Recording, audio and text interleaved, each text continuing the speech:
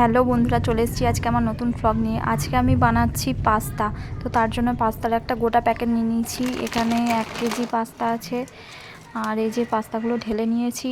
এবার আমি এগুলোকে খুব ভালো করে জল দিয়ে সেদ্ধ করে নেব। এই যে খুব সুন্দর পাস্তাগুলো জলে দিয়ে দিয়েছি, গরম জলে সেদ্ধ করে নেব। খুব তাড়াতাড়ি এগুলো সিদ্ধ হয়ে গিয়েছিল। আর এতে আমি বেশ ভালো করে জলে দিয়ে একটু ভালো করে নেড়ে নিয়েছিলাম। তো তারপরে আমি এতে একটু নুন দিয়ে দিয়েছিলাম, জিনিসটা যাতে ভালোভাবে সিদ্ধ হয় আর নুনটাও ভালোভাবে পাস্তার মধ্যে চলে যায়। তার মধ্যে আমি একটু তেলও দিয়ে দিয়েছিলাম। তেলটা দিলে জিনিসটা আরও ভালো হয় খুব তাড়াতাড়ি। এই যে হয়ে গেছে, সেদ্ধ হয়ে গেছে। এবার এগুলোকে আমি এইভাবে ঠিক জল থেকে ছেঁকে নিচ্ছি, একটা জায়গায় নামিয়ে নিলাম। খুব সুন্দর সেদ্ধ হয়ে গেছে। তো যাই হোক, এইভাবে আমি পুরোটাই জল থেকে আলাদা করে নিলাম, সুন্দর হয়েছে। এবার এর মধ্যে ঠান্ডা জল আমি দিয়ে নিচ্ছি। ঠান্ডা জলটা দিয়ে নিলে খুব সুন্দর পাস্তাটা হয়ে থাকে একটা একটা, আর পুরো আঠালো ভাবটা চলে। পুরো জল দিয়ে ভালো করে নেড়ে নিয়েছি। এবার যে একটা থেকে আলাদা করে নিলাম।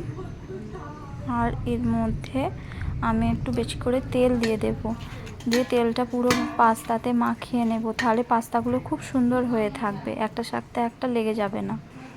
তো যাই হোক, আমার পাস্তা হয়ে গেছে রেডি সেদ্ধ করা। এবার আমি আলু ভাজা করে নিয়েছি, আলু গাজর আর ডিম ভাজা করে রেডি করে রেখেছি।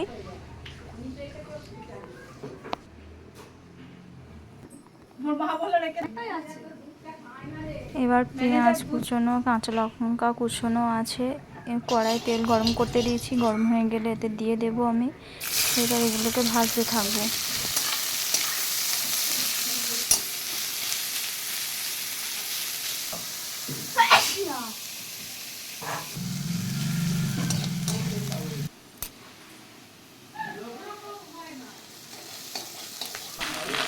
পেঁয়াজ প্রায় ভাজা হয়েই এসছে।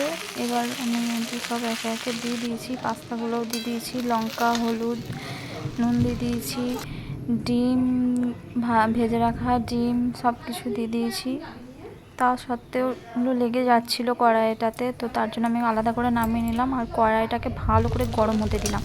গরম করে নিলে কড়াইটা খুব সুন্দর হয়ে যায় আর কড়াই লেগে যায়, কড়াইতে আটকে যায় না। তো দেখো, একটুও কড়াইয়ে আর আটকায়নি, খুব সুন্দর নাড়া হচ্ছে। তোমরাও এভাবে দেখো, দেখবে খুব সুন্দর হবে।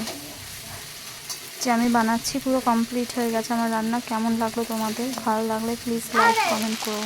ধন্যবাদ।